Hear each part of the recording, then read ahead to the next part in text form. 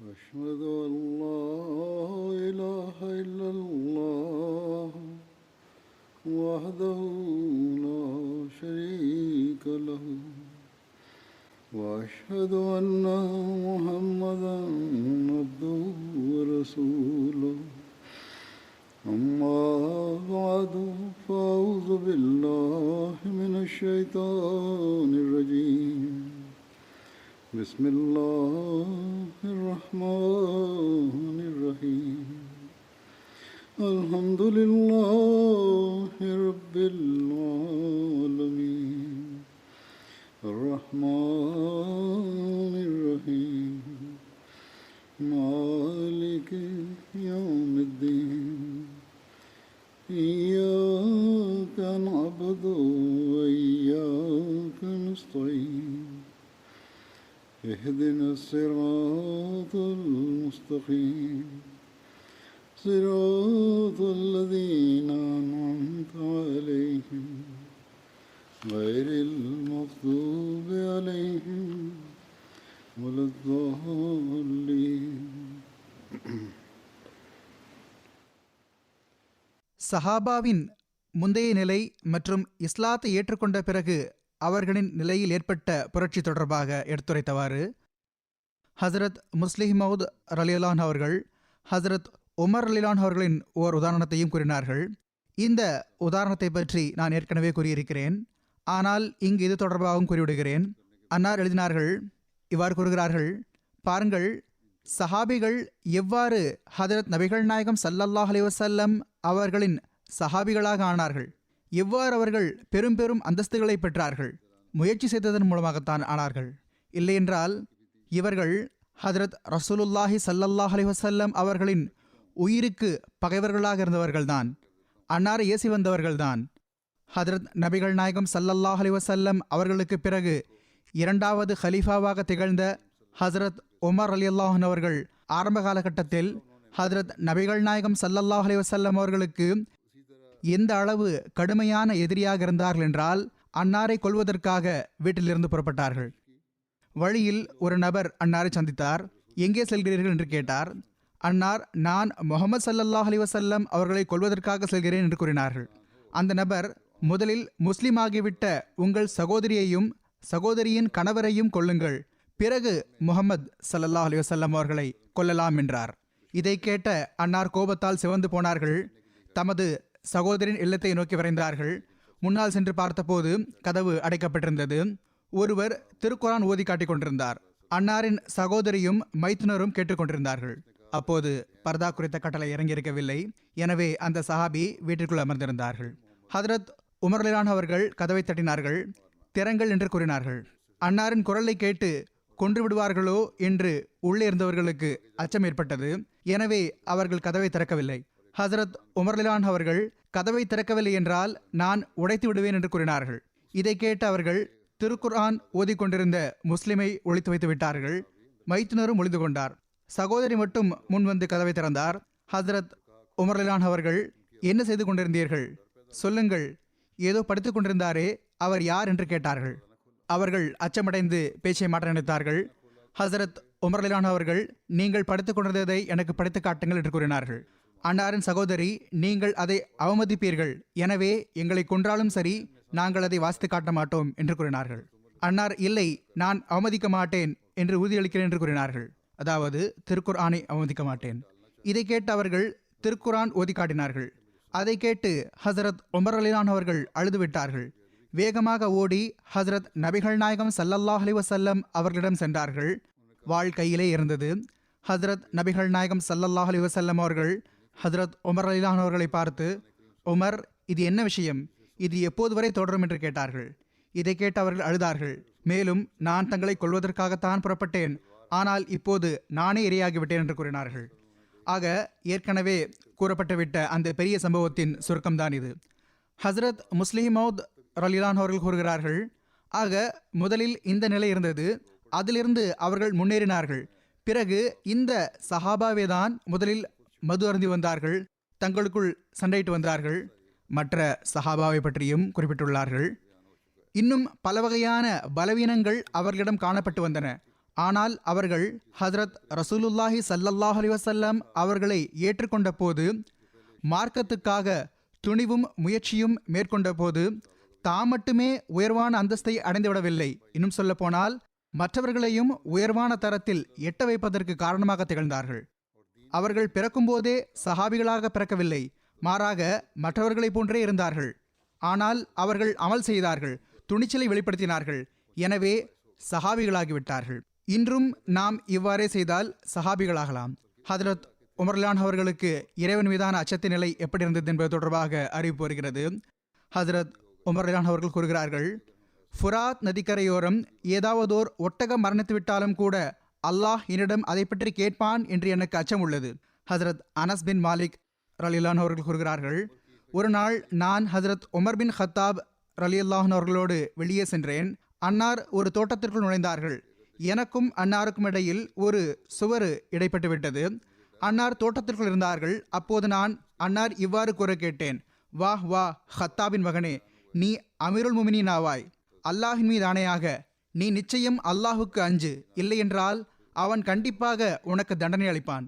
ஹதரத் உமர்லான் அவர்களுடைய மோதிரத்தில் இந்த வாசகம் பொறிக்கப்பட்டிருந்தது, கஃபாபில் மௌத்தி வா ஐதன் யா உமரு, அதாவது உமரே, அறிவுரை கூறும் விதத்தில் மரணம் போதுமானதாகும். அதாவது மனிதன் மரணத்தை நினைவு கொண்டால் அதுவே அறிவுரை கூறும் ஒரு விஷயமாகும். தனது நிலையை சீர்படுத்துவதற்கு இதுவே போதுமானது. ஹசரத் அப்துல்லா பின் ஷேசாத் இவ்வாறு கூறி வந்தார்கள், நான் ஹசரத் உமர்லான் அவர்கள் தேம்பி தேம்பி அழக்கேட்டேன். நான் கடைசி சஃபில் நின்று கொண்டிருந்தேன். அன்னார் இந்த வசனத்தை ஓதி கொண்டிருந்தார்கள், இன்னமா அஷ்கு பஸ்ஸி வ ஹுஸ்னி இலல்லாஹ், அதாவது நான் எனது மன வருத்தத்தையும் கவலைகளையும் அல்லாஹுக்கு முன் மட்டுமே கூறி அழுகிறேன். இந்த அறிவிப்பை ஒரு ஹுத்பாவில் ஹஜ்ரத் 4வது கலிஃபத்துல் மஸீஹ் ரஹிமஹுல்லா அவர்களும் எடுத்துரைத்துள்ளார்கள். அதற்கான விளக்கத்தை தமது சொற்களிலும் இவ்வாறு கூறியிருந்தார்கள். ஹஜ்ரத் அப்துல்லா பின் ஷேசாத் கூறுகிறார்கள், ஹஜ்ரத் உமர்லான் அவர்கள் ஒரு முறை தொழ வைத்துக் கொண்டிருந்தார்கள். நான் கடைசி சஃபில் நின்று கொண்டிருந்தேன். ஆனால் ஹஜ்ரத் உமர்லான் அவர்கள் அழுது மன்றாடும் குரலை கேட்டுக்கொண்டிருந்தேன். அவர்கள் இந்த வசனத்தை ஓதி கொண்டிருந்தார்கள், இன்னமா அஷ்கு பஸ்ஸி வ ஹுஸ்னி இலல்லாஹ், நானோ எனது அல்லாஹுக்கு முன் மட்டுமே எனது எல்லா துயரங்களையும் முறையிட்டு அழுவேன். வேறு யாருக்கு முன்னாலும் வெளிப்படுத்த வேண்டிய அவசியம் எனக்கு இல்லை. ஆக இறை தியானத்தில் மூழ்கியிருப்பவர்களுக்கு இறைவனை தவிர வேறு யாருடைய அரசவையும் கிடைப்பதே இல்லை. அங்கேயே அவர்கள் தமது வேதனையையும் துயரத்தையும் கூறி அழுகிறார்கள். மேலும் தமது நெஞ்சங்களின் சுமையை இறக்கி வைக்கிறார்கள். இந்த அறிவிப்பு செய்யக்கூடியவர் கூறுகிறார்கள், நான் கடைசி சஃபில் நின்று கொண்டிருந்தேன். அங்கு வரை எனக்கு ஹசரத் உமர்லான் அவர்களின் நெஞ்சத்தின் அழுது மன்றாடும் குரல் கேட்டது. பழைய தொண்டாற்றக்கூடியவர்களையும் தியாகம் செய்யக்கூடியவர்களையும் ஹதரத் உமர்லான் அவர்கள் எவ்வாறு கருத்தில் கொண்டார்கள் என்பது தொடர்பாக அறிவிப்பு வருகிறது. சஅலபா பின் மாலிக் அவர்கள் கூறுகிறார்கள், ஹசரத் உமர் பின் ஹத்தாப் ரலியல்லாஹு அன்ஹு அவர்கள் மதீனத்து பெண்களில் சில பெண்களுக்கு போர்வைகளை விநியோகித்து வந்தார்கள். சில நல்ல வகையான போர்வைகள் வந்திருந்தன. அதிலிருந்து ஒரு நல்ல போர்வை மீதமாகிவிட்டது. அன்னாருக்கு அருகில் இருந்தவர்களில் ஒருவர் அன்னாரிடம், அமீருல் முமினீன் அவர்களே, இதை தாங்கள் தங்களுக்கு அருகில் இருக்கும் ஹசரத் நபிகள் நாயகம் ஸல்லல்லாஹு அலைஹி வஸல்லம் அவர்களின் மகளுக்கு கொடுத்து விடுங்கள் என்று கூறினார்கள். அவர் குறிப்பிட்டது ஹசரத் அலி ரலியல்லாஹு அவர்களின் மகளான ஹசரத் உம்மு குல்சூம் ஆவார்கள். ஹசரத் உமர்லான் அவர்கள் கூறினார்கள், இல்லை, உம்மு சலீத் அதற்கு அதிகமான உரிமையுடையவராவார்கள். ஹதரத் உமர்லான் அவர்கள் ஹதரத் உம்மு சலீத் அவர்களை கூறினார்கள். ஹதரத் உம்மு சலீத் அவர்கள் ஹதரத் நபிகள் நாயகம் ஸல்லல்லாஹு அலைஹி வஸல்லம் அவர்களிடம் பையத் செய்திருந்த அந்த அன்சாரி பெண்களைச் சேர்ந்தவராவார்கள். ஹதரத் உமர்லான் அவர்கள், அந்த பெண்மணி உஹது போர் நாளன்று எங்களுக்காக தண்ணீர் பையை சுமந்து கொண்டு வந்தார் என்று கூறினார்கள். பிறகு தியாகம் செய்தவர்களுக்கு நெருக்கமானவர்களுக்கு வழங்குவது தொடர்பாக ஓர் அறிவிப்பு வருகிறது. ஜெயத் பின் அஸ்லம் தமது தந்தையிடமிருந்து அறிவிக்கிறார்கள், அவர்கள் கூறி வந்தார்கள், நான் ஹதரத் உமர் பின் ஹத்தாப் ரலியல்லாஹு அவர்களோடு சண்டைக்கு சென்றேன். ஹதரத் உமர்லான் அவர்களுக்கு பின்னால் இருந்து ஒரு இளம்பெண் வந்து இவ்வாறு கூறினார், அமீருல் முமினீன் அவர்களே, என்னுடைய கணவர் மரணித்து விட்டார். சின்ன சின்ன பிள்ளைகளை விட்டு சென்று விட்டார். அல்லாஹ் மீது ஆணையாக ஆட்டுக்கால் கூட அவர்களுக்கு கிடைக்கவில்லை. எந்த வயலும் அவர்களிடம் இல்லை. பால் கொடுக்கும் விலங்கியதும் இல்லை. பஞ்சம் அவர்களை தின்றுவிடக்கூடாது என்று நான் அஞ்சுகிறேன். நான் ஹஃபாஃப் பின் ஏமா கஃபாரியுடைய மகளாவேன். என்னுடைய தந்தை ஹுதைபியா உடன்படிக்கையில் ஹசரத் நபிகள் நாயகம் ஸல்லல்லாஹு அலைஹி வஸல்லம் அவர்களுடன் இருந்தார். இதை கேட்ட ஹசரத் உமர்லான் அவர்கள் நின்றுவிட்டார்கள். மேற்கொண்டு நடக்கவில்லை. ஹசரத் உமர்லான் அவர்கள் கூறினார்கள், வாஹ் வாஹ், மிக நெருங்கிய தொடர்பு உள்ளது. இதற்கு பிறகு ஹசரத் உமர்லான் அவர்கள் திரும்பி சென்று வீட்டில் கட்டப்பட்டிருந்த வலுவான ஓர் ஒட்டகத்தை எடுத்துக்கொண்டார்கள். 2 சாக்கு பைகளை தானியங்களால் நிரப்பினார்கள். அதை அதன் மீது ஏற்றிவிட்டார்கள். அதற்கு நடுவில் 1 வருடத்திற்கு செலவுக்கு தேவையான பணத்தையும் ஆடைகளையும் வைத்து விட்டார்கள். பிறகு அந்த ஒட்டகத்தின் கடிவாளத்தை அந்த பெண்ணின் கையில் கொடுத்து, இதை எடுத்துச் செல், இது தீர்ந்து போவதற்குள் அல்லாஹ் உங்களுக்கு இன்னும் வழங்கிவிடுவான் என்று கூறினார்கள். ஒரு நபர், அமீருல் முஃமினீன் அவர்களே, தாங்கள் அந்த பெண்ணிற்கு அதிகம் கொடுத்து விட்டீர்கள் என்று கூறினார். ஹசரத் உமர்லான் அவர்கள், உன்னுடைய தாய் உன்னை தொலைக்கட்டுமாக என்று கூறினார்கள். அதாவது கோபத்தை வெளிப்படுத்தினார்கள். அல்லாஹின் மீது ஆணையாக, நானோ அந்த பெண்ணின் தந்தையையும் சகோதரரையும் இப்போதும் பார்த்து கொண்டிருக்கிறேன். அவர்கள் நீண்ட காலம் வரை ஒரு கோட்டையை முற்றுகையிட்டு வைத்திருந்தார்கள். கடைசியில் அதை அவர்கள் வெற்றி கண்டுவிட்டார்கள். அதற்கு பிறகு காலையில் நாங்கள் அவ்விருவரின் பங்கையும் எங்களுக்கிடையில் பகிர்ந்து கொண்டோம். அதாவது அவர்கள் இருவரும் வெற்றி கண்ட அந்த கோட்டையிலிருந்து பெறப்பட்ட போர் செல்வம் எல்லா முஸ்லிம்களுக்கும் கிடைத்தது. ஆக ஒரு வகையில் நாங்கள் அவர்களின் பங்கிலிருந்து பிரித்து கொண்டோம். எனவே அவளுக்கு ஏதாவது வழங்குவதற்கு அவள் உரிமையுடையவளாக இருக்கின்றாள் என்று கூறினார்கள். மூதாட்டிகள், இயலாதவர்கள், தேவையுடைய பெண்கள் மற்றும் மற்ற மக்களை எவ்வாறு கருத்தில் கொண்டு வந்தார்கள், இது தொடர்பாக அறிவிப்பு வருகிறது. ஹசரத் தல்ஹா கூறுகிறார்கள், ஒருமுறை ஹசரத் உமர்லான் அவர்கள் இரவின் இருட்டில் வீட்டிலிருந்து புறப்பட்டார்கள். அப்போது தல்ஹா பார்த்து விட்டார்கள். ஹசரத் உமர்லான் அவர்கள் ஒரு வீட்டிற்குள் நுழைந்தார்கள். பிறகு இன்னொரு வீட்டில் நுழைந்தார்கள். பொழுது விடிந்ததும் அந்த வீடுகளில் ஒரு வீட்டிற்கு ஹசரத் தல்ஹா சென்றார்கள். அங்கு கண் பார்வையற்ற ஒரு மூதாட்டி அமர்ந்திருந்தார். ஹசரத் தல்ஹா அந்த மூதாட்டியிடம், இரவு உன்னிடம் வரும் நபர் என்ன செய்கிறார்கள் என்று கேட்டார்கள். அந்த மூதாட்டி, அவர் நீண்ட காலமாக எனக்கு தொண்டு செய்கிறார், எனது வேலைகளை செய்கிறார், எனது அசுத்தத்தை சுத்தம் செய்கிறார் என்று பதில் கூறினார்கள். இதை கேட்டு ஹதரத் தல்ஹா வெக்கப்பட்டு தன்னை பார்த்து கூறினார்கள், தல்ஹாவே, உன்னுடைய தாய் உன்னை தொலைக்கட்டும். எவ்வளவு பரிதாபத்திற்குரிய விஷயம். நீ உமரின் குறைகளை தேடுகிறாய், ஆனால் இங்கோ விஷயமே வேறாக உள்ளது. பொதுமக்களுக்கு தொண்டாற்றுவதற்கான இந்த மாபெரும் தரத்தை ஹசரத் உமர்லான் அவர்கள் நிலைநாட்டினார்கள். ஹசரத் உமர்லான் அவர்கள் மக்களின், தேவையுடையவர்களின், பெண்களின் மற்றும் குழந்தைகளின் தேவைகளை பூர்த்தி செய்தது தொடர்பாக பல அறிவிப்புகள் உள்ளன. எவ்வாறு அல்லாஹின் மீதான அச்சத்தை கொண்டவாறு அன்னார் நிறைவேற்றி வந்தார்கள், எவ்வாறு மன அமைதி குலைந்து வந்தார்கள் என்பது தொடர்பாக உள்ளது. அன்னாருடைய பிரஜைகளாக இருந்து யாருடைய தேவையாவது பூர்த்தியாகவில்லை என்றால் அன்னார் மிகவும் நிம்மதியிழந்து வந்தார்கள். சில உதாரணங்களை நான் சென்ற வாரங்களின் ஜும்மாக்களில் பல்வேறு ஆதாரங்கள் மூலமாக முன்வைத்து விட்டிருக்கிறேன். உதாரணமாக, எவ்வாறு ஒரு நாள் இரவில் ஒரு பெண்மணியிடம் அவருடைய குழந்தை அழுவதற்கான காரணத்தை கேட்டார்கள். அந்த பெண்மணி கூறினார், உமர் பால் குடிக்கும் குழந்தைகளுக்கு ரேஷன் பொருட்களை நிர்ணயிப்பதில்லை, எனவே நான் குழந்தைக்கு உணவு கொடுப்பதற்கான பழக்கத்தை ஏற்படுத்துவதற்காக பால் கொடுப்பதில்லை, இது பசியால் அழுகிறது என்று கூறினார். இதை கேட்ட ஹசரத் உமர்லான் அவர்கள் மிகவும் நிம்மதியிழந்து போனார்கள். உடனடியாக உணவுப் பொருட்களுக்கான ஏற்பாட்டை செய்தார்கள். மேலும் இனி பிறக்கும் ஒவ்வொரு குழந்தைக்கும் ரேஷன் பொருட்கள் வழங்கப்படும் என்று அறிவிப்பு செய்தார்கள். இதே போன்று ஒரு சந்தர்ப்பத்தில் தன்னிடம் உண்பதற்கு எதுவும் இல்லாத ஒரு பெண் பயணிக்கு இரவில் ஓரிடத்தில் தங்க வேண்டி வந்தது. குழந்தைகள் பசியால் அழுது கொண்டிருந்தார்கள். அன்னாருக்கு இரவில் இதை பற்றி தெரிய வந்த போது உடனடியாக உணவு கிடங்கில் இருந்து உணவுப் பொருட்களை சுமந்து கொண்டு வந்து அவரிடம் சேர்த்தார்கள். மிகவும் மன உளைச்சலுக்கு ஆளானார்கள். உணவு சமைத்து அந்த பிள்ளைகளுக்கு கொடுத்து அவர்கள் சிரிப்பதை பார்க்காதவரை அன்னாருக்கு மன நிம்மதி ஏற்படவில்லை. பிறகு அன்னார் அவ்விடத்திலிருந்து திரும்பி வந்து விட்டார்கள். ஹதரத் முஸ்லிமோத் ரலிலான் அவர்கள் கூறுகிறார்கள், ஹதரத் உமர்லான் அவர்களை பாருங்கள், அவர்கள் மீதான மதிப்பச்சம் மற்றும் அவர்களுடைய கம்பீரத்தினால் ஒருபுறம் உலகத்தின் பெரும் பெரும் பேரரசர்கள் நடுங்கி போனார்கள். சீசர் மற்றும் கிஸ்ராவின் அரசாட்சிகள் நடுக்கம் கண்டிருந்தன. ஆனால் மறுபுறம் இரவின் காரிருளில் ஒரு காட்டெருமை பெண்ணின் குழந்தைகளை பசியோடு கண்டு ஹதரத் உமர்லான் அவர்கள் போன்ற மகத்துவமிக்க ஒரு மனிதர் அமைதியிழந்து போகிறார்கள். தமது முதுகில் மாவு மூட்டையை சுமந்து கொண்டு நெய் டப்பாவை கையில் எடுத்துக்கொண்டு அவர்களிடம் செல்கிறார்கள். அன்னார் தமது கைகளால் உணவு சமைத்து அந்த பிள்ளைகளுக்கு உணவு கொடுத்து அவர்கள் நிம்மதியாக உறங்கி விடாதவரை அன்னார் திரும்பவில்லை. பிறகு ஹதரத் இப்னு உமர் ரலியல்லாஹு அன்ஹுமா அவர்களிடமிருந்து அறிவிப்பு வருகிறது, ஹதரத் உமர்லான் அவர்கள் சிரியாவிலிருந்து மதீனாவுக்கு திரும்பி வந்த போது மக்களின் நிலைமைகளை தெரிந்து கொள்வதற்காக அந்த மக்களை விட்டு பிரிந்து வந்தார்கள். அதாவது அந்த பயணக்குழுவிலிருந்து மக்களின் நிலைமைகளை தெரிந்து கொள்வதற்காக ஒரு பக்கமாக சென்று விட்டார்கள். அன்னார் கூடாரத்தில் இருந்த ஒரு மூதாட்டியை கடந்து சென்றார்கள். அன்னார் அந்த மூதாட்டியிடம், விசாரிக்க ஆரம்பித்தார்கள். அவர், மனிதரே, உமர் என்ன செய்து விட்டார் என்று கேட்டார். அன்னார், ஏன், அவர் இங்குதானே இருக்கிறார், சிரியாவிலிருந்து வந்துவிட்டாரே என்று கூறினார்கள். அந்த பெண்மணி, இறைவன் அவருக்கு என் தரப்பிலிருந்து நற்கூலியை வழங்காதிருக்கட்டுமாக என்று கூறினார். அன்னார், உன்மீது பரிதாபம், ஏன், அதாவது ஏன் இவ்வாறு கூறுகிறாய் என்று கேட்டார்கள். அந்த மூதாட்டி, அவர் ஹலீஃபா ஆனதிலிருந்து இன்று வரை அவருடைய எந்த நன்கொடையும் எனக்கு கிடைக்கவில்லை, எந்த தீனாரும் கிடைக்கவில்லை, திர்ஹமும் கிடைக்கவில்லை என்று கூறினார். ஹதரத் உமர் ரலியல்லாஹு அவர்கள், உன்மீது பரிதாபம், உமருக்கு உன்னுடைய நிலைமை பற்றி எப்படி தெரிய முடியும் என்று கேட்டார்கள். அந்த மூதாட்டிக்கு அவர்கள்தான் ஹதரத் உமர் ரலியல்லாஹு அவர்கள் என்று தெரியாது. அதுவும் தூர தொலைவில் உள்ள பகுதியில் இருக்கும் அப்படிப்பட்டதொரு இடத்தில் காட்டிற்கு அருகில் அந்த மூதாட்டி இருக்கிறார். அந்த பெண்மணி கூறினார், சுப்ஹானல்லாஹ், ஒருவர் மக்களுக்கு ஆளுநராக ஆகிவிட்ட பிறகு அவருக்கு அவருடைய கிழக்கிலும் மேற்கிலும் என்ன நடக்கிறது என்ற செய்தி தெரியாமல் இருக்கும் என்று நான் நினைக்கவில்லை. ஹதரத் உமர் ரலியல்லாஹு அவர்கள் அழுதவாறு அந்த பெண்ணை பார்த்தார்கள்.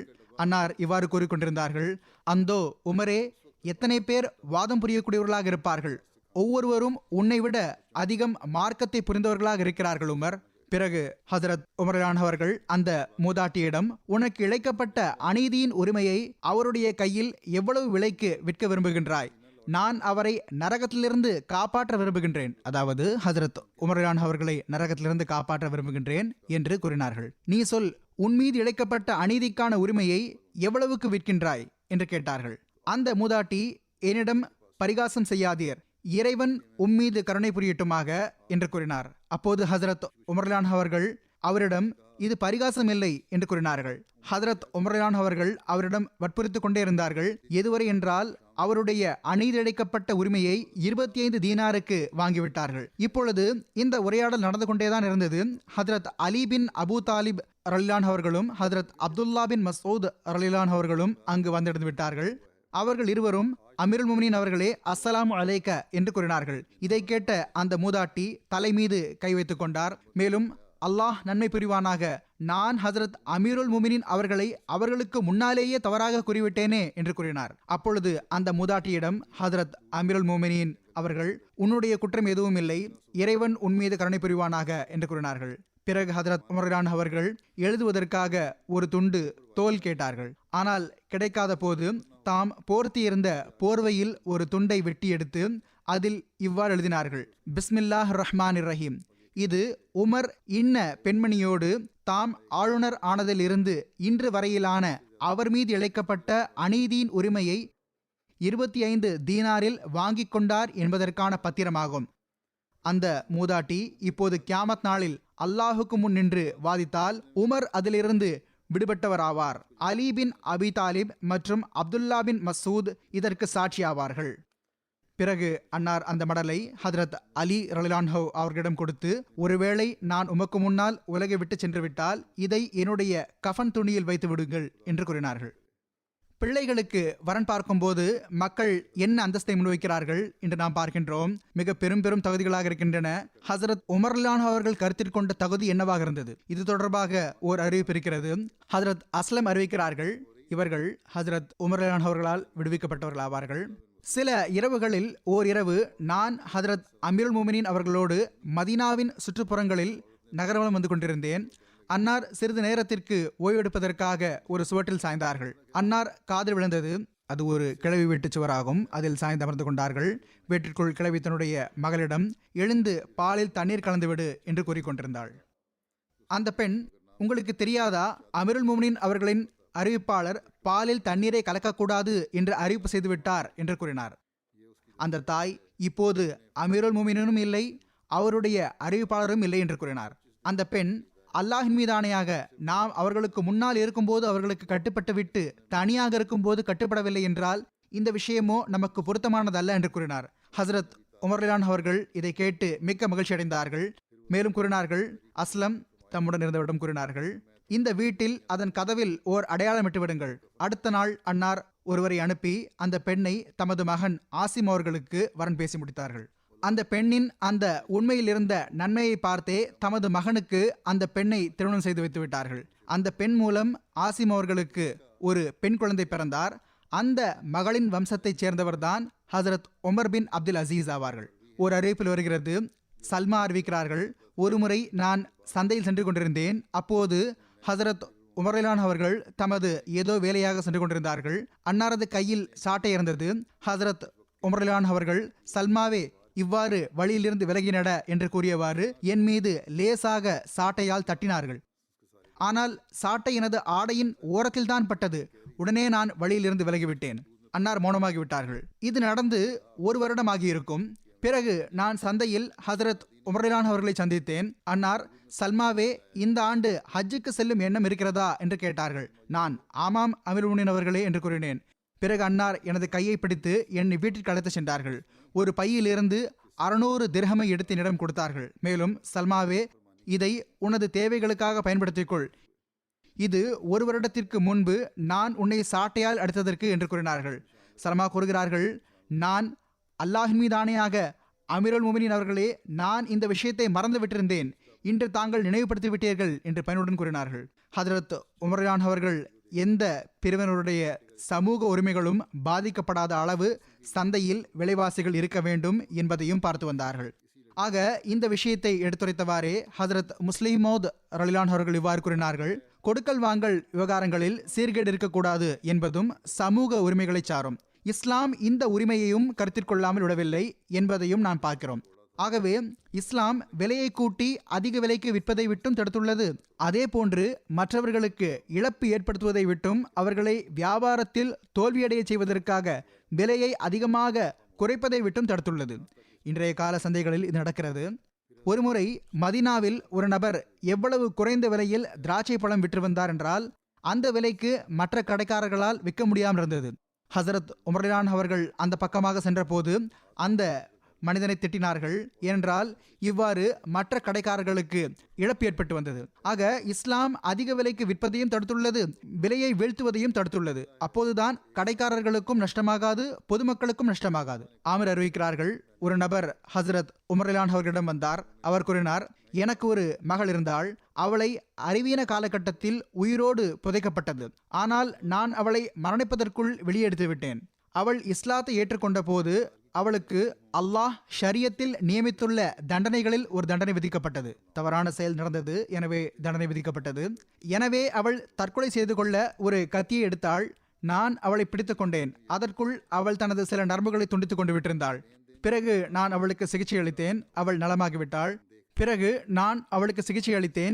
அவள் நலமாகிவிட்டாள். பிறகு அவள் நல்ல தௌபா செய்தாள். ஆக அதற்கு பிறகு தௌபா செய்து விட்டாள். அவர், அமீருல் முஃமினீன் அவர்களே, இப்போது என்னிடம் அவளுக்கு திருமண வரன்கள் வருகின்றன. பெண்ணுக்கு வரன்கள் வரும்போது நான் அவளுடைய முந்தைய வாழ்வு எப்படி இருந்தது, அவளுக்கு என்னென்ன நடந்தது, அவள் தனக்கு என்ன செய்து கொண்டாள் போன்ற முந்தைய விவகாரங்களை கூறட்டுமா என்று கேட்டார். ஹசரத் உமர்லான் அவர்கள் அந்த நபரிடம், அல்லாஹ் அவளது குறைகளை திரையிட்டு இருக்கிறான், நீ அதை வெளிப்படுத்துவாயா? அல்லாஹின் மீது ஆணையாக நீ அவளுடைய விவகாரங்கள் தொடர்பாக யாரிடமாவது கூறினால் நான் உன்னை முழு நகரவாசிகளுக்கு முன்னால் படிப்பினைக்குரிய அடையாளமாக ஆக்கிவிடுவேன். இன்னும் சொல்வதென்றால் அவளுடைய நிக்காஹை ஒரு தூய முஸ்லிம் பெண்ணின் நிக்காஹை போன்று நடத்திவை. பழைய விஷயங்களை மறந்துவிடு என்று கூறினார்கள். அம்வாஸ் பிளேக் நோய். ஹசரத் உமர்லான் அவர்கள் மக்களின் உயிர்களை பற்றி எவ்வாறு கவலை கொண்டார்கள் என்பது தொடர்பாக அறிவிப்பில் வருகிறது. ரம்லாவிலிருந்து பைத்துல் மக்தஸ் செல்லும் வழியில் 6 மைல் தொலைவில் அம்வாஸ் என்னும் ஓர் இடம் இருக்கிறது. வரலாற்று நூல்களில் இங்கிருந்துதான் பிளேக் நோய் ஆரம்பமானதாகவும் பிறகு சிரியா நாட்டில் பரவிவிட்டதாகவும், எனவேதான் இது அம்வாஸ் பிளேக் நோய் எனப்படுகிறது என்றும் கூறப்படுகிறது. இந்த நோயினால் சிரியாவில் எண்ணற்ற மரணங்கள் நிகழ்ந்தன. சிலரது பார்வையில் இதனால் 25,000க்கும் அருகில் மரணங்கள் ஏற்பட்டன. ஹிஜ்ரி 17ஆம் ஆண்டில் ஹசரத் உமர்லான் அவர்கள் மதீனாவிலிருந்து சிரியாவுக்கு பயணமானார்கள். சரக் என்னும் இடத்தை அடைந்து படை தளபதிகளை சந்தித்தார்கள். சரக் என்பதும் சிரியா மற்றும் ஹிஜாஸின் எல்லைப்புற பகுதியான தபூக் பள்ளத்தாக்கில் உள்ள ஓர் ஊராகும். அன்னாருக்கு அம்வாஸில் பிளேக் நோய் பரவியுள்ளது தொடர்பாக தகவல் கொடுக்கப்பட்டது. ஆக அன்னார் ஆலோசனைக்கு பிறகு திரும்பி சென்றார்கள். இதற்கான விளக்கம் சஹி புகாரியின் ஓர் அறிவிப்பில் இவ்வாறு கூறப்பட்டுள்ளது. ஹதரத் அப்துல்லா பின் அப்பாஸ் அறிவிக்கிறார்கள், முன்னரும் ஒரு முறை இன்னொரு விஷயம் தொடர்பாக இந்த சம்பவம் எடுத்துக்கூறப்பட்டு விட்டது. ஹதரத் உமர்லான் அவர்கள் சரக் எனும் இடத்தை அடைந்ததும் அன்னார் படைகளின் தலைவர்களையும் ஹதரத் அபு உபைதா அவர்களையும் அவர்களின் உடனிருந்தவர்களையும் சந்தித்தார்கள். அந்த மக்கள் ஹதரத் உமர்லான் அவர்களிடம் சிரியா நாட்டில் பிளேக் நோய் பரவியுள்ளது என்று கூறினார்கள். ஹதரத் உமர்லான் அவர்கள் ஆலோசனை செய்வதற்காக முதலில் ஹிஜ்ரத் செய்த மக்களை தன்னுடன் அழைத்தார்கள். ஹதரத் உமர்லான் அவர்கள் அந்த மக்களுடன் ஆலோசனை செய்தார்கள். முஹாஜர்கள் மத்தியில் கருத்து வேறுபாடு ஏற்பட்டுவிட்டது. சிலர் இங்கிருந்து பின்னால் செல்லக்கூடாது என்றனர். சிலர் அந்த படையில் ஹசரத் ரசூலுல்லாஹி ஸல்லல்லாஹு அலைஹி வஸல்லம் அவர்களின் கண்ணியத்திற்குரிய சஹாபா பெருமக்கள் இருக்கிறார்கள், அவர்களை அந்த நோயில் ஆழ்த்துவது பொருத்தமல்ல என்று கூறினார்கள். ஹசரத் உமர்லான் அவர்கள் முஹாஜர்களை அனுப்பிவிட்டு அன்சாரை வரவழைத்தார்கள். அவர்களிடமிருந்து ஆலோசனை பெறப்பட்டது. ஆனால் அன்சாரிடமும் முஹாஜர்களை போன்று கருத்து வேறுபாடு ஏற்பட்டுவிட்டது. ஹதரத் உமர்லான் அவர்கள் அன்சாரை அனுப்பிவிட்டு மக்கா வெற்றியின் போது இஸ்லாத்தை ஏற்று மதீனா வந்த குறைஷி குலத்தின் முதியவர்களை அழைக்குமாறு கூறினார்கள். அவர்கள் வரவழைக்கப்பட்டார்கள். அவர்கள் ஒருமனதாக இவர்களை உடன் அழைத்துக் கொண்டு திரும்பிச் செல்லுங்கள், தொற்று நோய் பகுதிக்கு மக்களை அழைத்துச் செல்லாதீர்கள் என்று ஆலோசனை கூறினார்கள். ஹதரத் உமர்லான் அவர்கள் மக்கள் மத்தியில் திரும்பிச் செல்லுமாறு அறிவிப்பு செய்துவிட்டார்கள். ஹதரத் அபு உபைதா அவர்கள் இந்த தருணத்தில் அல்லாஹ்வின் நியதியை விட்டு தப்பி ஓடுவது சாத்தியமா என்று கேட்டார்கள். ஹதரத் உமர்லான் அவர்கள் ஹதரத் அபு உபைதா அவர்களிடம், அபு உபைதாவே, உம்மை தவிர வேறு யாராவது இதை கேட்டிருக்க கூடாதா? ஆமாம், நாம் அல்லாஹ்வின் நியதியை விட்டு அல்லாஹ்வின் நியதியை நோக்கியே ஓடுகிறோம். உம்மிடம் ஒட்டகங்கள் இருக்கின்றன. நீர் அதை எடுத்துக்கொண்டு 2 எல்லைகள் உள்ள பள்ளத்தாக்கில் இறங்குகின்றீர். ஒன்று பசுமையாகவும் மற்றொன்று காய்ந்தும் இருக்கிறது என்றால், நீர் உமது ஒட்டகங்களை பசுமையான இடத்தில் மேயவிட்டால் அது அல்லாஹ்வின் நியதியைச் சேர்ந்ததில்லையா? ஒருவேளை நீர் அவற்றை காய்ந்த இடத்தில் மேயவிட்டால் அதுவும் அல்லாஹ்வின் நியதியைச் சேர்ந்ததே ஆகும் என்று கூறினார்கள். அறிவிப்பாளர் கூறுகிறார்கள், இதற்குள் ஹதரத் அப்துர் ரஹ்மான் பின் அவுஃப் அவர்களும் வந்துவிட்டார்கள். ஒரு வேலைப்பளவின் காரணமாக முதலில் அவர்களால் ஆஜராக முடியவில்லை. அவர்கள், என்னிடம் இந்த விஷயத்தை பற்றிய ஞானம் இருக்கிறது. நான் ஹசரத் ரசூலுல்லாஹி ஸல்லல்லாஹு அலைஹி வஸல்லம் அவர்களை இவ்வாறு கூற கேட்டிருக்கிறேன், நீங்கள் ஓர் இடம் குறித்து அங்கு ஏதாவது தொற்று நோய் பரவி இருப்பதாக கேள்விப்பட்டால் அங்கு செல்லாதீர்கள். ஒருவேளை நீங்கள் வசிக்கும் இடத்தில் ஏதாவது தொற்று நோய் பரவினால் அங்கிருந்து தப்பி ஓடியவாறு வெளியே செல்லாதீர்கள் என்று கூறியிருந்தார்கள். இவ்வாறு கூறினார்கள். இதை கேட்ட ஹதரத் உமர்லான் அவர்கள் அல்லாஹுக்கு நன்றி செலுத்திவிட்டு திரும்பி சென்று விட்டார்கள்.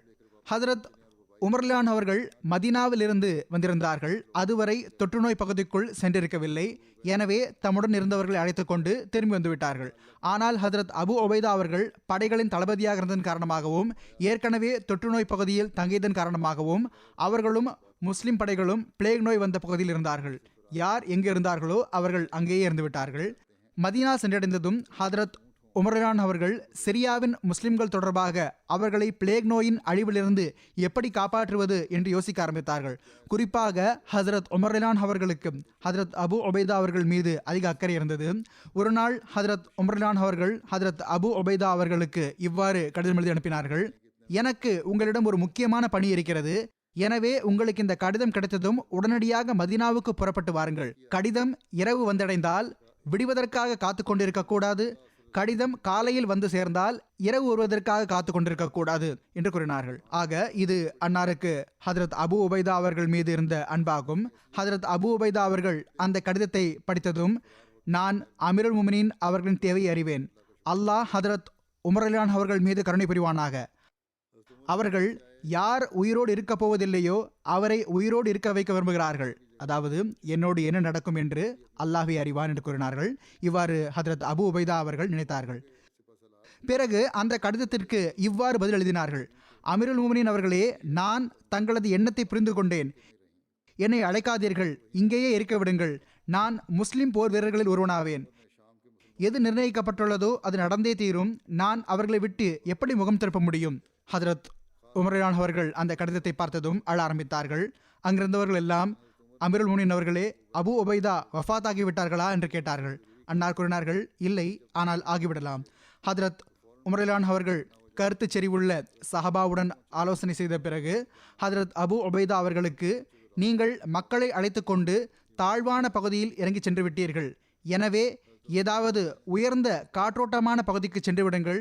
தாழ்வான பகுதிக்கு பதிலாக சற்று உயரமான பகுதிக்கு சென்று விடுங்கள் என்று கூறினார்கள்.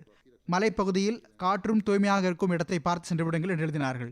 ஹதரத் அபு உபைதா அவர்கள் தற்போது அந்த கட்டளையின்படி செயல்படுவது தொடர்பாக யோசித்துக் கொண்டுதான் இருந்தார்கள். அதற்குள் பிளேக் நோய் அவர்களை தாக்கி அவர்கள் வஃபாத்தாகிவிட்டார்கள். ஹதரத் அபு உபைதா அவர்கள் தமது பிரதிநிதியாக ஹதரத் முஆஸ் பின் ஜபல் அவர்களை நியமித்தார்கள். ஆனால் அவர்களும் பிளேக் நோயில் சிக்கி வஃபாத்தாகிவிட்டார்கள். ஹதரத் முஆஸ் பின் ஜபல் அவர்கள் தமது பிரதிநிதியாக ஹதரத் அமர் பின் ஆஸ் அவர்களை நியமித்தார்கள். அவர்கள் ஒரு சொற்பொழிவு நிகழ்த்தினார்கள். இந்த தொற்று நோய் வெளிப்படும் போது நெருப்பு போன்று பரவுகின்றது, மலைகளில் பதுங்கி உங்கள் உயிர்களை காப்பாற்றிக் கொள்ளுங்கள் என்று கூறினார்கள். அவர்கள் மக்களை அழைத்து கொண்டு அங்கிருந்து புறப்பட்டார்கள். மேலும் மலைப்பகுதிக்குள் சென்று விட்டார்கள். எதுவரை என்றால் தொற்று நோயின் ஆதிக்கம் உடைந்து விட்டது, குறைந்து முற்றிலும் முடிந்துவிட்டது. ஹசரத் உமரிலான் அவர்களுக்கு ஹசரத் அமர் பின் ஆஸ் அவர்களின் இந்த சொற்பொழிவு பற்றி தெரிய வந்த போது அன்னாருக்கு அது பிடித்தது மட்டுமல்லாமல் அதற்கும் மேற்பட்டு அன்னார் தாம் ஹசரத் அபு உபைதா அவர்களுக்கு அனுப்பிய கட்டளையை செயல்படுத்தியதாக இந்த விஷயத்தை எடுத்துக்கொண்டார்கள். ஹசரத் அபு உபைதா பின் ஜர்ராஹ் ரலிலான் அவர்கள் மட்டுமல்லாமல் ஹசரத் முஆஸ் பின் ஜபல், ஹசரத் யசீத் பின் அபி சுஃபியான், ஹசரத் ஹாரிஸ் பின் ஹிஷாம், ஹசரத் சுஹைல் பின் உமர் மற்றும் ஹசரத் அத்பா பின் சுஹைல் ஆகியோர் போக இன்னும் சில கண்ணியத்திற்குரியோர் இந்த தொற்று நோயால் மரணித்தார்கள். அம்வாஸ் பிளேக் நோயிலிருந்து திரும்பி வந்ததை பற்றி குறிப்பிட்டவாறு ஒரு இடத்தில் ஹதரத் முஸ்லிமோத் எடுத்துரைத்தவாறு இவர் எழுதுகிறார்கள். சிரியாவில் போர் நடைபெற்ற போது அங்கு பிளேக் நோய் பரவிய போது ஹசரத் உமர்லான் அவர்கள் மக்களிடம் ஆலோசனை செய்து படைகளை பாதுகாப்பதற்காக ஏதாவது அறிவுபூர்வமான ஏற்பாட்டை செய்வதற்காக தாமே அங்கு சென்றார்கள். ஆனால் நோயின் தாக்குதல் வேகம் எடுத்த போது சஹாபா, தாங்கள் இங்கே இருப்பது பொருத்தமானதல்ல, தாங்கள் மதீனா திரும்பி சென்று விடுங்கள் என்று கேட்டுக்கொண்டார்கள். அன்னார் திரும்பி செல்ல எண்ணிய போது அபு உபைதா அவர்கள், அஃபராருமின் கதிரில்லா, தாங்கள் அல்லாஹ்வின் ஏதையை விட்டு ஓடுகிறீர்களா என்று கேட்டார்கள். ஹதரத் உமரிலான் அவர்கள் உடனடியாக, நாம் நஃபருமின் கதிரில்லா ஹிலா கதிரில்லா, ஆம், நாம் அல்லாஹ்வின் ஒரு நேதியை விட்டு அவனது மற்றொரு நேதியை நோக்கி ஓடுகிறோம் என்று கூறினார்கள். ஆக உலக வழிவகைகளை கைவிடுவது ஆகுமானதல்ல, ஆயினும் உலக வழிவகைகளை மார்க்கத்தின் கீழ் வைக்க வேண்டும். ஹதரத் உமரிலான் அவர்களின் துவாக்கள் ஏற்றுக்கொள்ளப்பட்ட சில சம்பவங்கள் இருக்கின்றன. ஹசரத் ஹுவாஸ் பின் ஜுபைர் கூறுகிறார்கள், ஹசரத் உமரிலான் அவர்களின் ஹிலாஃபத் காலத்தில் மக்கள் கடுமையான பஞ்சத்தில் மூழ்கிவிட்டார்கள். அப்பொழுது ஹசரத் உமரிலான் அவர்கள் மக்களை அழைத்து கொண்டு புறப்பட்டார்கள். அவர்களுக்கு 2 ரக்காத் மழை வேண்டி தொழும் தொழுகையை தொழ வைத்தார்கள். பிறகு தமது போர்வையை தமது 2 தோள்கள் மீதும் போட்டார்கள். போர்வையின் வலப்புறத்தை இடது தோள் மீதும் இடப்புறத்தை வலது தோள் மீதும் போட்டுக்கொண்டார்கள், அதாவது போர்த்தி கொண்டார்கள். பிறகு தமது கைகளை துவாவுக்காக ஏந்தியவாறு இவ்வாறு துவா செய்தார்கள். அல்லாஹும்ம இன்னா நஸ்தக்ஃபிருக்க வ நஸ்தஸ்கீக, மேன்மை பொருந்திய அல்லாஹ்வே, நிச்சயமாக நாங்கள் உன்னிடம் பாவமன்னிப்பு கோருகிறோம், மேலும் மழையை வேண்டுகிறோம். அன்னார் துவா கேட்டுவிட்டு தமது இடத்தை விட்டு விலகி இருக்க மாட்டார்கள். அதற்குள் மழை பொழிய ஆரம்பித்து விட்டது. அறிவிப்பாளர் கூறுகிறார்கள், எங்களுடைய மக்களில் கிராமத்தினர் ஹசரத் உமரிலான் அவர்களிடம் வந்து பணிவுடன் இவ்வாறு கூறினார்கள், அமீருல் முமினீன் அவர்களே, இன்ன நாளில் இன்ன நேரத்தில் நாங்கள் எங்களது பள்ளத்தாக்கு பகுதியில் இருந்தோம். அப்போது மேகங்கள் எங்கள் மீது நிழலிட்டன. மேலும் நாங்கள் இவ்வாறு ஓசை வர கேட்டோம், அபு ஹஃபஸுடைய மழை உங்களிடம் வந்துள்ளது, அபு ஹஃபஸுடைய மழை உங்களிடம் வந்துள்ளது. நைல் நதியை ஓடச் செய்தது தொடர்பாக அன்னாருடைய துவா ஏற்றுக்கொள்ளப்பட்ட சம்பவம் எடுத்துரைக்கப்படுகிறது. நைல் நதி வற்றிவிடும்போது இஸ்லாம் தோன்றுவதற்கு முன்னால் அங்கிருந்த மக்களிடம் அதை ஓடச் செய்வதற்கு ஒரு சம்பிரதாயம் இருந்து வந்தது. உண்மையிலேயே அந்த சம்பிரதாயத்திற்கு ஏதாவது தாக்கம் ஏற்பட்டு வந்ததா இல்லையா என்பதை அல்லாஹ்வே நன்கறிவான். ஆனால் இஸ்லாம் தோன்றி அந்த சம்பிரதாயத்திற்கு முடிவு கட்டிவிட்டது. அந்த சம்பிரதாயம் முடிவுக்கு வந்தது தொடர்பாக எடுத்துரைக்கப்படும் சம்பவம் இவ்வாறு வருகிறது. கயஸ் பின் ஹஜ்ஜாஜ் அறிவிக்கிறார்கள், அங்கிருந்த பகுதி மக்கள் அரபு அல்லாத மாதங்களின் ஒரு நாளில் ஹதரத் அமர் பின் ஆஸ் அவர்களிடம் வந்தார்கள். அப்போது அந்த மக்கள், தலைவர் அவர்களே, எங்களுடைய நைல் நதிக்கென ஒரு சம்பிரதாயம் இருக்கிறது, அதை செய்யாமல் அது ஓடாது என்று கூறினார்கள். ஹதரத் அமர் பின் ஆஸ் அவர்கள், அது என்ன என்று கேட்டார்கள். அந்த மக்கள் கூறினார்கள், இந்த மாதத்தின் 11 இரவுகள் கழிந்த பிறகு நாங்கள் ஓர் இளம்பெண்ணிடம் அவளுடைய பெற்றோர் இருக்கும்போது செல்வோம். பிறகு அவளுடைய பெற்றோரை சம்மதிக்க வைப்போம். அவளுக்கு சிறந்த ஆடைகளையும் அணிகலன்களையும் அணிவிப்போம். பிறகு அவளை நைல் நதியில் வீசிவிடுவோம். இவ்வாறு கூறினார்கள். ஹதரத் அமர் அவர்கள் அந்த மக்களிடம், இஸ்லாத்தில் இவ்வாறு ஒருபோதும் செய்யப்படாது. நிச்சயமாக இஸ்லாம் இதற்கு முன் இருந்த அனைத்து சம்பிரதாயங்களையும் முடிவுக்கு கொண்டு வருகிறது என்று கூறினார்கள். ஆக அவர்கள் அங்கேயே இருந்தார்கள். அப்பொழுது நைல் நதி சிறிதும் ஓடவே இல்லை. எதுவரை என்றால் மக்கள் நாட்டிலிருந்து வெளியேற எண்ணம் கொண்டு விட்டனர். அதாவது ஆரம்ப காலத்தில் வீசி வந்தனர். இறுதியில் நைல் நதியும் வற்றிவிட்டது. ஒரு நேரம் வந்தபோது மக்கள் அந்த இடத்தை விட்டு அங்கிருந்து செல்ல வேண்டும் என்று உறுதி கொண்டு விட்டனர். ஹதரத் அமர் அவர்கள் இதை பார்த்தபோது ஹதரத் உமர் பின் ஹத்தாப் ரலியல்லாஹு அவர்களுக்கு இது தொடர்பாக எழுதினார்கள். ஹதரத் உமர் ரலியல்லாஹு அவர்கள் அமர் பின் ஆஸ் அவர்களுக்கு பதில் கடிதம் இவ்வாறு எழுதினார்கள். அதாவது, நீங்கள் கூறியதெல்லாம் சரிதான். நிச்சயமாக இஸ்லாம் இதற்கு முன் இருந்த அனைத்து சம்பிரதாயங்களையும் முடிவுக்கு கொண்டு வருகிறது. அன்னார் கடிதத்திற்குள் ஒரு சிறிய துண்டுச்சீட்டையும் வைத்து அனுப்பினார்கள். ஹதரத் உமர் ரலியல்லாஹு அவர்கள் ஹதரத் அமர் பின் ஆஸ் அவர்களுக்கு, நிச்சயமாக நான் உங்களிடம் அனுப்பியுள்ள எனது கடிதத்தில் ஒரு துண்டுச்சீட்டையும் வைத்து அனுப்பியுள்ளேன், அதை நைல் நதியில் போட்டுவிடுங்கள் என்று எழுதினார்கள். ஹதரத் உமர் ரலியல்லாஹு அவர்களின் அந்த கடிதம் அமர் பின் ஆஸ் அவர்களுக்கு கிடைத்தபோது அவர்கள் அதை வெளியே எடுத்து திறந்தார்கள்.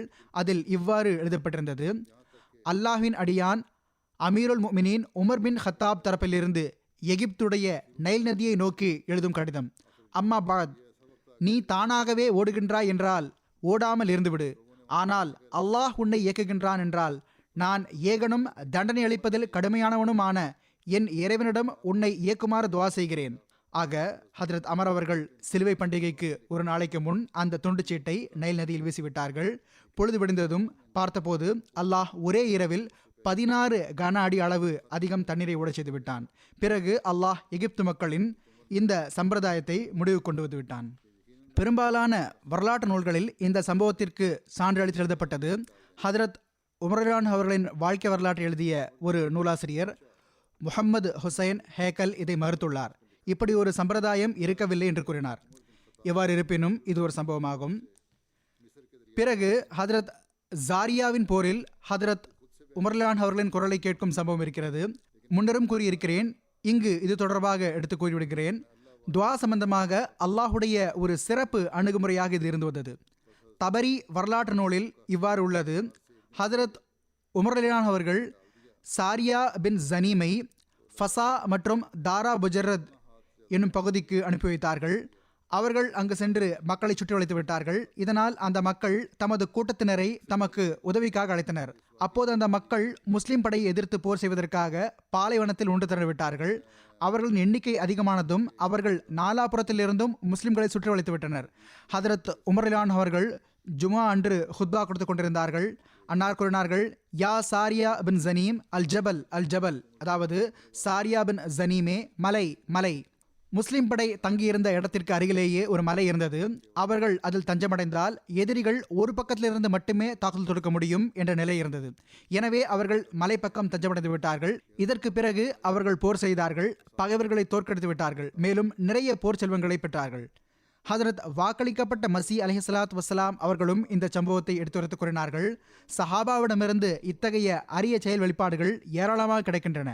ஹதரத் வாக்களிக்கப்பட்ட மசி அலைஹிஸ்ஸலாத்து வஸ்ஸலாம் அவர்களின் முழு மேற்கோளை கடந்த ஹுத்பாவில் நான் வாசித்து விட்டிருக்கிறேன். ஆகவே நைல் நதியை தொடரச் செய்த சம்பவத்தையும் நாம் பார்த்தோமேயானால் அதுவும் சரியான சம்பவமாகவே இருக்கலாம். அதை சில வரலாற்றறிஞர்கள் சரியென ஏற்பதில்லை. ஹதரத் உமர் ரலியல்லாஹு அவர்களின் தொப்பியின் பரக்கத் மற்றும் ரோமாபுரியின் சீசர் தொடர்பாக ஒரு குறிப்பு கிடைக்கப்பெறுகிறது. அதை ஹதரத் முஸ்லிமோத் ரலியல்லாஹு அவர்கள் எடுத்துரைத்தார்கள். ஹதரத் உமர் ரலியல்லாஹு அவர்களின் காலத்தில் ஒருமுறை சீசருடைய தலையில் கடுமையான வலி ஏற்பட்டது. பல வகையான சிகிச்சைகள் மேற்கொண்டும் அவனுக்கு நிம்மதி கிடைக்கவில்லை. ஒருவர் அவனிடம், ஹதரத் உமர் ரலியல்லாஹு அவர்களுக்கு உங்களது நிலையை எழுதி அனுப்புங்கள், அவர்களின் பரக்கத்தாக ஏதாவது பொருளை கேட்டு அனுப்புங்கள், அவர்கள் உங்களுக்காக துவாவும் செய்வார்கள், பரக்கத்துக்கான பொருளையும் அனுப்பி வைப்பார்கள், அவர்களின் துவாவால் உங்களுக்கு கண்டிப்பாக குணம் கிடைத்துவிடும் என்று கூறினார். அவன் ஹதரத் உமர் ரலியல்லாஹு அவர்களிடம் தனது தூதரை அனுப்பினான். ஹதரத் உமர் ரலியல்லாஹு அவர்கள் நினைத்தார்கள், இவர்கள் ஆணவம் கொண்ட மக்கள், என்னிடம் எங்கு அவர்கள் வருவார்கள்? அவன் இப்போது துன்பத்தில் ஆழ்ந்ததும் அவன் தனது தூதுவரை என்னிடம் அனுப்பிவிட்டான். நான் அவருக்கு வேறு ஏதாவது ஒரு பொருளை பரக்கத்துக்காக அனுப்பினால் அவன் அதை இழிவானதாக கருதி பயன்படுத்தாமல் போகலாம். எனவே எப்படிப்பட்ட பொருளையே அனுப்ப வேண்டும் என்றால் அது பரக்கத்தாக இருப்பதற்கான வேலையையும் செய்ய வேண்டும், அதே நேரத்தில் அவனது ஆணவத்தையும் உடைத்தெறிய வேண்டும். எனவே அன்னார் ஆங்காங்கே கரை படிந்து அழுக்கின் காரணமாக கருப்பாகி விட்டிருந்த தமது ஒரு பழைய தொப்பியை அவனுக்கு பரக்கத்தாக அனுப்பி வைத்தார்கள். அவன் அந்த தொப்பியை பார்த்தபோது மிகவும் மோசமாக உணர்ந்தான். அவன் தொப்பியை அணியவில்லை. ஆனால் அல்லாஹ் அவனுக்கு, இப்போது உனக்கு ஹசரத் முஹம்மது ரசூலுல்லாஹி ஸல்லல்லாஹு அலைஹி வஸல்லம் அவர்கள் மூலமாகவே பரக்கத் கிடைக்கப்பெறும் என்பதை காட்ட விரும்பினான். அவனுக்கு எவ்வளவு பயங்கரமான தலைவலி ஏற்பட்டது என்றால் அவன் தனது பணியாளர்களிடம், உமர் அனுப்பி வைத்த அந்த தொப்பியை கொண்டு வாருங்கள், நான் அதை எனது தலையில் வைக்கட்டும் என்று கூறினான். ஆக அவன் தொப்பியை அணிந்தான். அவனது தலைவலி குறைய ஆரம்பித்தது.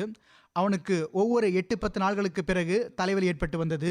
எனவே அவன் அரசவையில் அமரும் போதெல்லாம் ஹதரத் உமர்லான் அவர்களின் அந்த அழுக்கான தொப்பியை தனது தலையில் வைத்திருப்பது அவனது வழக்கமாகிவிட்டது. ஹதரத் முஸ்லிமோத் ரலிலான் அவர்கள் கூறுகிறார்கள், அல்லாஹ் அவனுக்கு காட்டிய இந்த அடையாளத்தில் இன்னொரு விஷயமும் ஒளிந்திருக்கிறது. ஹசரத் ரசூலுல்லாஹி ஸல்லல்லாஹு அலைஹி வஸல்லம் அவர்களின் ஒரு சஹாபி சீசரிடம் கைதியாக இருந்தார்கள். அவன் அவர்களுக்கு பன்றி இறைச்சியை உண்ண கொடுக்குமாறு கட்டளையிட்டிருந்தான். அவர்கள் பட்டினி கிடந்து வந்தார்களே ஒழிய பன்றி இறைச்சிக்கு அருகில் செல்லவில்லை. கட்டாய சூழ்நிலையில் பன்றி இறைச்சியை உண்பது ஆகுமானது என்று இஸ்லாம் கூறியிருக்கிறது தான். ஆனால் அவர்கள், நான் ஒரு சஹாபி ஆவேன், என்னால் இவ்வாறு செய்ய முடியாது என்று கூறி வந்தார்கள். பற்பல நாள்கள் பட்டினிக்கு பிறகு அவர்கள் மரணிக்க இருக்கும்போது சீசர் அவர்களுக்கு ரொட்டி கொடுத்து விடுவான். அவர்களுக்கு ஓரளவு தெம்பு வந்துவிடும் போது அவன் அவர்களுக்கு பன்றி இறைச்சியை உண்ண கொடுக்குமாறு மீண்டும் கூறுவான். இவ்வாறு அவன் அவர்களை வாழவும் விடாமல் சாகவும் விடாமல் செய்து வந்தான். ஒருவர் அவனிடம், நீ அந்த முஸ்லிமை சிறைப்பிடித்து வைத்திருப்பதனால்தான் உனக்கு இந்த தலைவலி இருக்கிறது. இப்போது அதற்கான சிகிச்சை என்னவென்றால், நீ உமரிடம் உனக்காக துவா செய்ய சொல், அவர்களிடமிருந்து ஏதாவது பரக்கத்துக்கான பொருளை கேட்டு வாங்கு என்று கூறினார். ஹதரத் உமர்லான் அவர்கள் அவனுக்கு தமது தொப்பியை அனுப்பியதும் அவனது வேதனை தணிய ஆரம்பித்ததும் அது அவனை எந்த அளவு பாதித்ததென்றால் அவன் அந்த சஹாபியையும் விடுதலை செய்துவிட்டான். இப்போது பாருங்கள், எங்கு சீசர் ஒரு சஹாபிக்கு துன்பமளிக்கிறான், அல்லாஹ் அதற்கு தண்டனையாக அவனது தலையில் வலியை ஏற்படுத்தி விடுகிறான். வேறு ஒரு நபர் அவனுக்கு, உமரிடமிருந்து பரக்கத்துக்கான பொருளை கேட்டு பெறுங்கள், அவர்களிடம் துவா செய்ய சொல்லுங்கள் என்று ஆலோசனை கூறுகிறார். அன்னார் பரக்கத்துக்கான பொருளை அனுப்பி வைக்கிறார்கள். சீசரின் வலி குறைகிறது. ஆக இவ்வாறு அல்லாஹ் அந்த சஹாபியின் ஈடேற்றத்திற்கான ஏற்பாட்டையும் செய்துவிடுகிறான். மேலும் ஹசரத் முஹம்மது ரசூலுல்லாஹி ஸல்லல்லாஹு அலைஹி வஸல்லம் அவர்களின் உண்மைத்துவத்தை அவன் மீது வெளிப்படுத்தியும் விடுகிறான். ஜாரியின் திருக்குர்ஆன் விரிவுரையில் இவ்வாறு உள்ளது: சீசர் ஹதரத் உமர்லான் அவர்களுக்கு, எனக்கு தலைவலி இருக்கிறது, அது குணமாவதில்லை, தாங்கள் எனக்காக ஏதாவது மருந்து அனுப்புங்கள் என்று எழுதினான். அப்போது ஹதரத் உமர்லான் அவர்கள் அவனுக்காக அந்த தொப்பியை அனுப்பினார்கள். அவன் அதை தனது தலையில் வைக்கும்போது அவனது தலைவலி நின்றுவிடும். அவன் அதை தலையிலிருந்து கழற்றியதுமே அவனுக்கு மீண்டும் தலைவலி வந்துவிடும். எனவே இந்த விஷயத்தால் வியப்படைந்து அவனது தொப்பியில் தேடினான். அதில் ஒரு காகிதத்தை கண்டான். அதில் பிஸ்மில்லாஹ் ரஹ்மான் ரஹீம் என்று எழுதப்பட்டிருந்தது. இது திருக்குர்ஆன் விரிவுரையாளரான ஜாரியின் குறிப்பாகும். ஹதரத் உமர்லான் அவர்களின் சில துவாக்கள் இருக்கின்றன. அமர் பின் மைமனா அறிவிக்கின்றார்கள், ஹதரத் உமர்லான் அவர்கள் இவ்வாறு துவா செய்து வந்தார்கள்: அல்லாஹும்ம தவஃபனி மஅல் அப்ராரி வலா தஹல்லுஃப்னி ஃபில் அஷ்ராரி வக்னி அஸாபன்னார் வல்ஹக்னி பில் அஹ்யார். அல்லாஹ்வே, எனக்கு நன்மையான மக்களோடு மரணத்தை வழங்குவாயாக, என்னை தீய மக்களுக்கு பின்னால் விட்டு வைக்காதிருப்பாயாக, என்னை நெருப்பின் தண்டனையிலிருந்து காப்பாற்றுவாயாக, மேலும் என்னை நல்லவர்களோடு இணைத்து விடுவாயாக. யஹ்யா பின் முசையப் அறிவிக்கிறார்கள், ஹதரத் உமர் பின் ஹத்தாப் ரலிலான் அவர்கள் மினாவிலிருந்து தமது ஒட்டகத்தை அப்தா என்ற இடத்தில் அமர வைத்தார்கள். பத்ஹா பள்ளத்தாக்கின் கற்களை கொண்டு ஒரு குவியலை அமைத்தார்கள். அதன் மீது தமது போர்வையின் ஒரு பக்கத்தை விரித்து படுத்து கொண்டார்கள். தமது கைகளை வெண்ணை நோக்கி உயர்த்தி இவ்வாறு துவா செய்தார்கள்: அல்லாஹு கபுரத் சின்னி வஸௌஃபத் குவத்தி வன் தஷரத் ரயத்தி வஃபஸ்னி இலைக்க கைர மசீனின் வலா மஃபர்தோ. அல்லாஹ்வே, என்னுடைய வயது அதிகமாகிவிட்டது, என்னுடைய ஆற்றல் குறைந்து விட்டது, என்னுடைய பிரஜைகள் பரவிவிட்டன, நீ என்னை வீணடித்து விடாதே, என்னை குறைவாக்கி விடாதே, எனக்கு வஃபாத் வழங்கிவிடு என்று துவா செய்தார்கள். தற்போது ஜுல்ஹஜா மாதம் நிறைவடைந்திருக்கவில்லை. அதற்குள் அன்னார் மீது தாக்குதல் தொடுக்கப்பட்டு அன்னார் ஷஹீதாகிவிட்டார்கள். ஹதரத் இப்னு உமர் அறிவிக்கிறார்கள், பஞ்ச காலத்தில் ஹதரத் உமர்லான் அவர்கள் தாம் செய்து வராத ஒரு நல்ல பணியை செய்தார்கள். அது என்னவென்றால், மக்களுக்கு இஷா தொழுகையை தொழ வைத்துவிட்டு தமது வீட்டிற்குள் நுழைந்து இரவின் இறுதி பகுதி வரை தொடர்ந்து தொழுது வந்தார்கள். பிறகு அன்னார் வெளியே வந்து மதினாவின் சுற்றுப்புறங்களின் நகர்வலம் வந்து கொண்டிருந்தார்கள். ஓர் இரவு சஹர் வேளையில் நான் அன்னார் இவ்வாறு கூற கேட்டேன்: அல்லாஹும்ம லா தஜ்அல் ஹலாக உம்மத முஹம்மதின் அலா யதைய. அல்லாஹ்வே, என்னுடைய கைகளால் முஹம்மது ஸல்லல்லாஹு அலைஹி வஸல்லம் அவர்களின் சமுதாயத்தை அழிவுக்குள் ஆழ்த்திவிடாதே. ஹதரத் முதல் ஹலீஃபத்துல் மசீஹ் ரலிலான் அவர்கள் கூறுகிறார்கள், மனிதன் தன்னுடைய இறைவனுக்காக களப்பற்ற முறையில் இபாதத் செய்ய வேண்டும். பிறகு படைப்பினம் அவனை தீயவனாய் கருதினாலும் சரி, நல்லவனாய் கருதினாலும் சரி, அதை பற்றி பொருட்படுத்தக்கூடாது. தனது புறத்தோற்றத்தை வேண்டுமென்றே தீயதாக்கிக் கொள்வது ஹதரத் ரசூலுல்லாஹி ஸல்லல்லாஹு அலைஹி வஸல்லம் அவர்களால் கற்றுக் கொடுக்கப்பட்டுள்ள இந்த துவாவின் அடிப்படையில் ஆகுமானதற்றதாக நிரூபணமாகிறது. அந்த துவாவை ஹதரத் ரசூலுல்லாஹி ஸல்லல்லாஹு அலைஹி வஸல்லம் அவர்கள் ஹதரத் உமர் ரலியல்லாஹு அன்ஹு அவர்களுக்கு கற்றுக் கொடுத்திருந்தார்கள். அந்த துவா இவ்வாறு இருக்கின்றது: அல்லாஹும் மஜ்அல் சரீரத்தி ஹைரமின் அலானியத்தம் வஜ்அல் அலானியத்தி சாலிஹன். அல்லாஹ்வே, என்னுடைய அகத்தை என்னுடைய புறத்தை விட சிறந்ததாக்கி விடுவாயாக.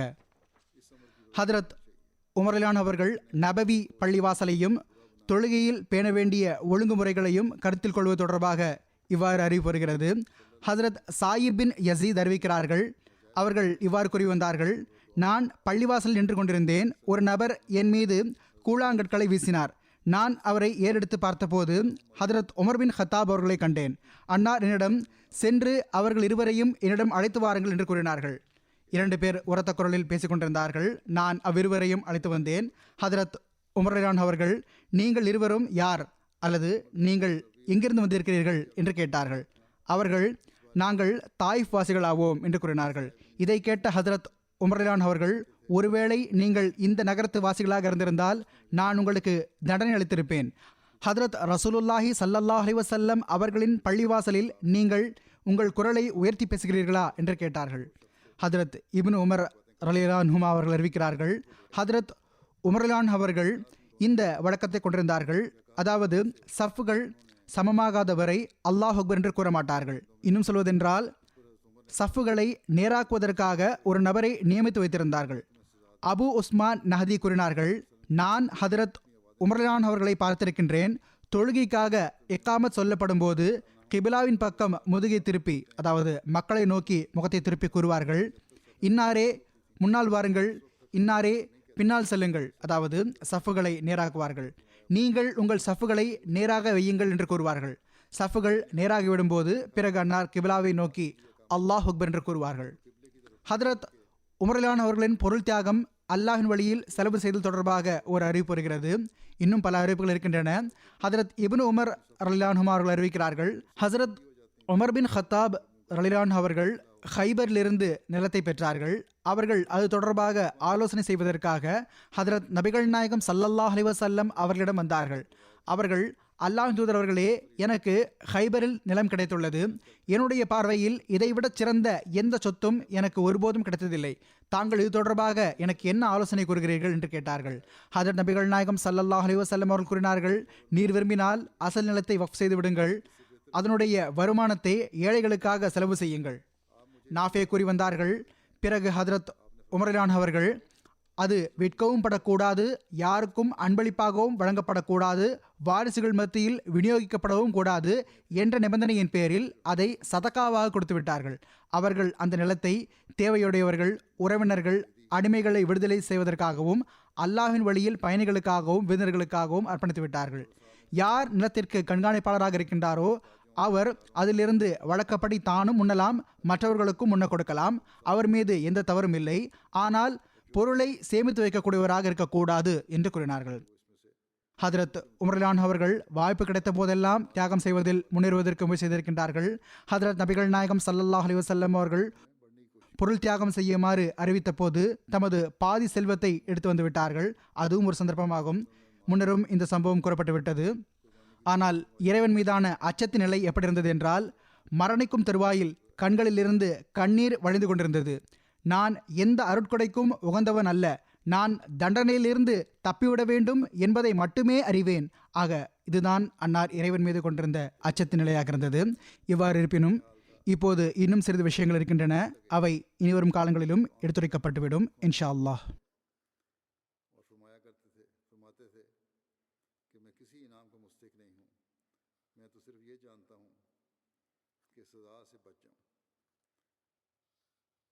ये था खुशियत खौफ खुदा का हाल आपका। बाहर की थोड़ी सी बातें हैं जो आइंदा भी इंशाल्लाह बयान हो जाएंगी।